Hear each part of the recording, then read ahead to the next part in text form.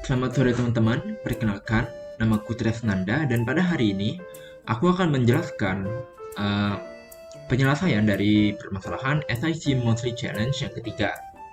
Jadi di sini kita memiliki soal yaitu Aris memiliki dua linked list tersortir atau terurut dengan nama masing-masing adalah head 1 dan head 2. Aris ingin untuk menggabungkan kedua linked list tersebut menjadi satu linked list yang sudah tersortir. Sebagai gambarannya, head 1 memiliki elemen 1 dan next-nya itu adalah 3 dan next-nya adalah 7. Lalu head 2 memiliki elemen 2 dan next-nya itu adalah 4. Maka linked list baru milik Aris adalah 1 menunjuk 2, menunjuk 3, menunjuk 4, lalu menunjuk 7. Struktur dari linked list adalah sebagai berikut. Jadi di sini ada namanya singly linked list node dan isi datanya itu adalah data dengan tipenya adalah integer dan next yang tipenya itu adalah pointer ke singly linked list node. Nah, jadi di sini kita disuruh untuk lengkapilah fungsi dengan nama merge list. Fungsi tersebut menerima dua parameter yaitu singly linked list node pointer ke head 1 dan singly linked list node ke pointer head 2. Fungsi tersebut memberikan output singly linked list node pointer ke head dari linked list baru yang terbuat. Khusus untuk permasalahan ini cukup mensubmit fungsi tersebut saja. Pastikan nama fungsi dan parameternya benar. Oke. Jadi di sini aku akan menggunakan online GDB untuk menulis code-nya. Oke. Yang pertama kali aku ingin lakukan itu adalah membuat struct dari singly linked list node ya. Jadi di sini kita punya tadi int data dan struct singly linked list node ke ini next-nya. Jadi ini adalah struktur linked list ini ya secara umum.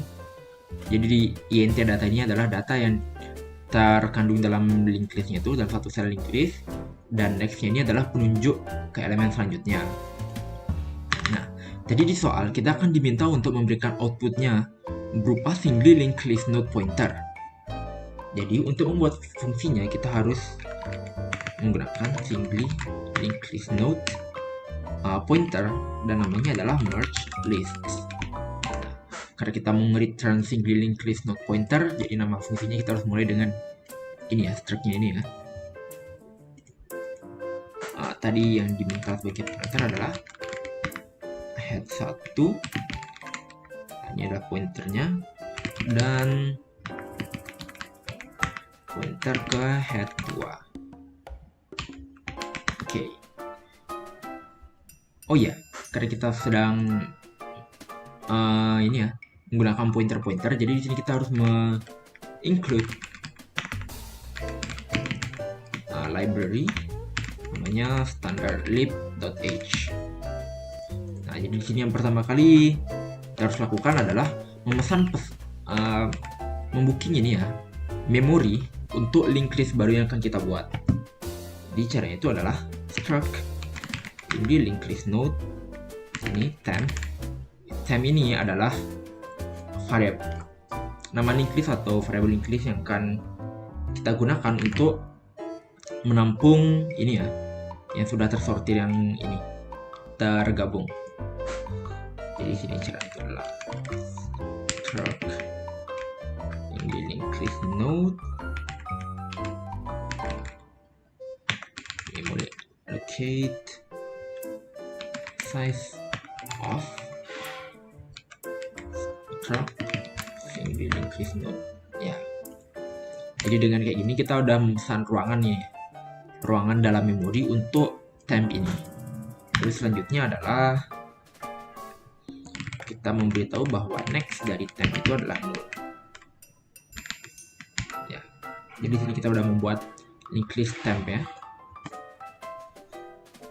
Lalu sekarang karena kita ingin mengiterasi dari isinya temp ini, kita buat ini ya penunjuk untuk linked list temp ini. Jadi caranya itu adalah struct linked list node pointer lagi dan cur. Jadi maksudnya ini cur ini adalah sebagai penunjuk ke linked list temp ini ya. Oke, sekarang untuk algoritma yang akan kita gunakan untuk menggabung ini ya, menggabung dua linked list sambil menyatukannya itu adalah kita lakukan iterasi terhadap head 1 dan head 2 secara bersamaan. Untuk setiap iterasi, kita bandingkan yang mana yang memiliki nilai paling kecil. Jadi untuk iterasi pertama adalah untuk head dari masing-masing head 1 dan head 2 ya. Jadi 1 dengan 2. Di sini yang paling kecil kan adalah 1. Karena yang paling kecil adalah 1, maka kita masukkan 1 ini ke dalam linked list yang barunya. Setelah kita memasukkannya, maka linked list di mana kita mengambil elemennya itu kita iterasikan ke selanjutnya, yaitu adalah ke 3. Sekarang head 1 ini kita buat pointer baru aja nanti mungkin ya. Jadi sekarang head 1 menunjuk ke 3, lalu menunjuk ke 7 karena 1 udah kita masukkan, dan kita lakukan looping. Sekarang perbandingannya adalah 2 dengan 3. Karena 2 tuh lebih kecil daripada 3, jadi 2 kita masukkan ke dalam linked list baru dan kita ini masukkan ke next-nya. Jadi sekarang head 2 menunjuk ke 4. Karena loop masih berjalan, kita sekarang bandingkan 3 dengan 4. Karena 3 lebih kecil, maka kita masukkan. Dan seterusnya seperti itu sampai dia itu menunjuk kepada nilai 0 ya. Jadi itu adalah algoritma yang akan kita gunakan. Jadi cara untuk membuat algoritmanya itu adalah kita gunakan looping while. Mengapa while? Karena di sini kan kita nggak tahu ukuran dari linked list itu berapa. Jadi kita pakai saja while. While dengan persyaratannya adalah sampai kita mencapai 0. Jadi selama head 1 itu bukan 0 dan ini cara buat dan lupa apa. Head 2 bukan 0 ya. Jadi loopingnya ini akan terus beriterasi sampai antara head 1 atau head 2 itu nilainya adalah 0. Sekarang kita lakukan perkondisian, yaitu kalau datanya head 1 itu lebih kecil dari datanya head 2, maka kita akan masukkan ke linked list yang baru. Jadi tadi kan cur itu menunjuk ke si temp ini ya. Jadi cara itu adalah cur next sama dengan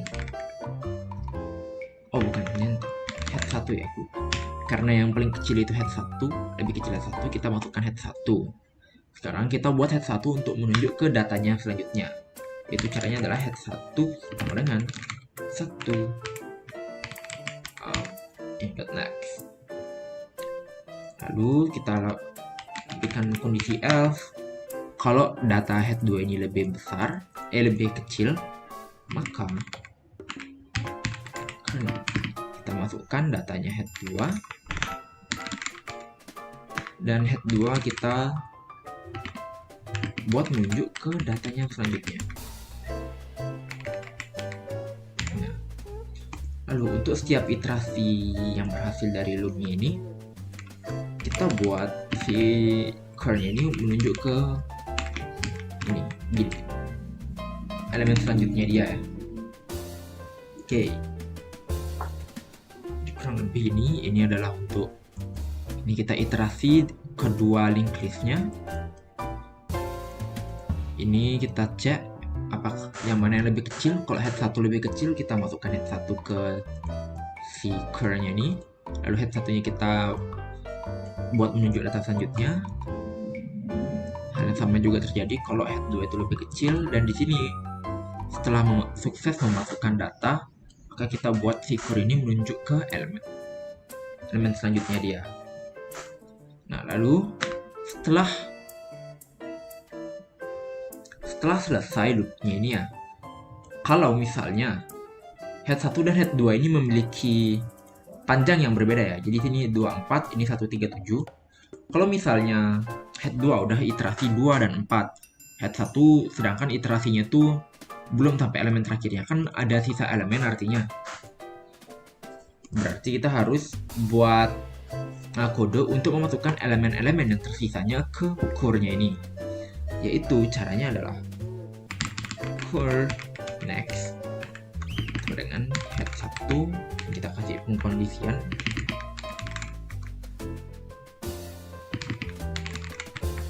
itu head 2. Jadi maksud kodenya ini adalah itu adalah kita cek dulu apakah head 1 itu null atau tidak. Kalau head 1 itu tidak null, maka kita gabungkan head 1 ke dalam core next-nya ini, sisa-sisa dari head 1-nya.